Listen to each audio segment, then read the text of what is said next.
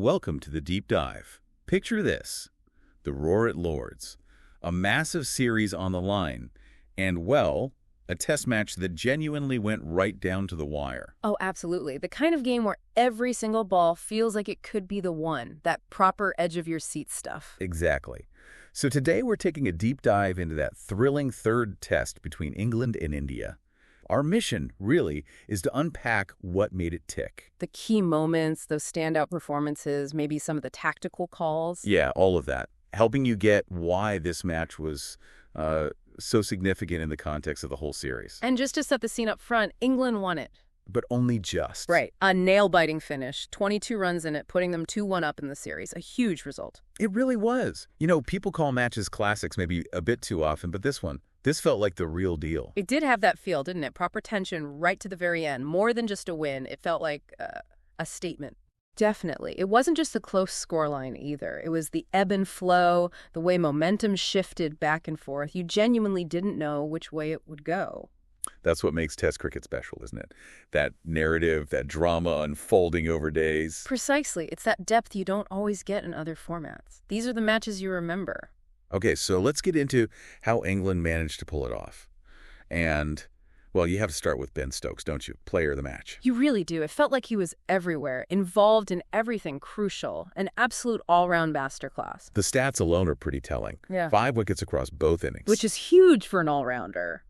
And those batting contributions, 44 and 33.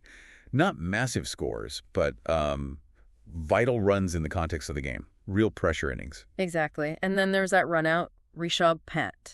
Yes. That felt like a massive moment, didn't it? Really shifted things. Huge. It wasn't just the wicket, it was the timing, the energy it gave England. But beyond the numbers, what really struck me about Stokes was the discipline. How so? We know him for being fiery, aggressive. Well, yes, but here, especially with the bat, he really knuckled down when needed. He played the situation, curbed those attacking instincts sometimes. Right, providing that stability. Exactly. And with the ball, it wasn't just raw pace. He used reverse swing cleverly with the older ball, got key top-order wickets. And then cleaned up the tail. With some well-directed short stuff, yeah. It felt like a more, perhaps, mature performance, blending the fire with real tactical nous. It really signals he's back to his best after the injury, doesn't it? Maybe even added a layer? I think so. Fully back, fiery, but smart. And you felt the whole attack fed off that. Archer, Bashir picking up key wickets. They just operated relentlessly under him. Constant pressure. That was the key. Relentless. But India, wow, they didn't just roll over, did they?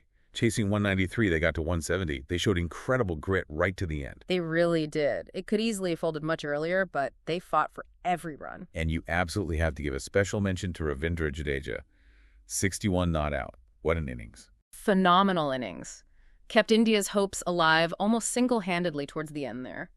Gave them a real chance when it looked gone. It wasn't just the runs, though, was it? It was how he managed that whole situation. No, you're spot on. It was pure leadership, real tactical awareness with those lower-order batters. He wasn't just surviving, he was actively managing the strike. Farming the strike, as they say. Protecting Bumrah's Siraj. Exactly. Shielding them, guiding them, keeping the belief there. It was a masterclass in handling that pressure cooker situation. And that resistance, even though they fell short, tells you a lot about the character in that Indian team, doesn't it? Absolutely.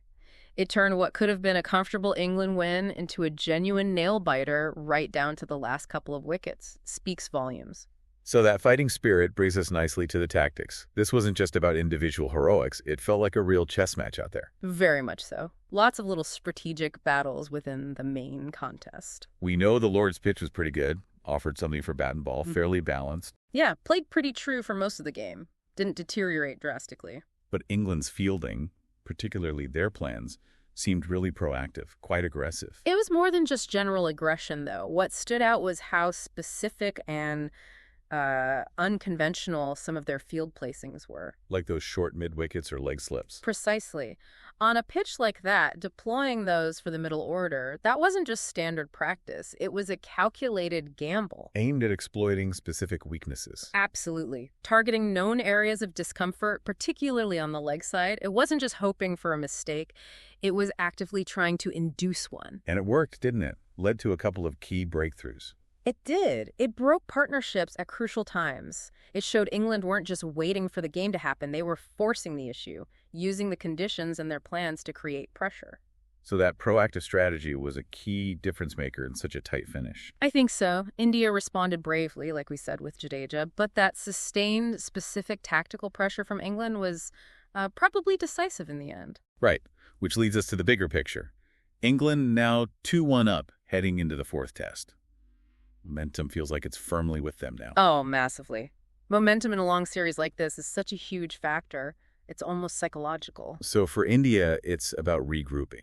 The chat seems to be around their top order needing to find some stability, some consistency. That's critical. You can't always rely on the middle or lower order to bail you out, especially against an attack bowling with confidence. They need those foundations laid. So the big question then, maybe for you listening, is can India wrestle that momentum back? Exactly. Can Jadeja keep producing heroics? Or maybe who else steps up?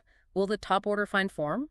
Or does England's psychological edge now become too much? It's like that chess game analogy again. England feel like they're maybe a move or two ahead mentally right now. Potentially. And breaking that feeling, finding your own rhythm again, that's the challenge for India in the next test. Well, what a match to dive into. An absolute thriller at Lord's. Definitely one for the memory banks.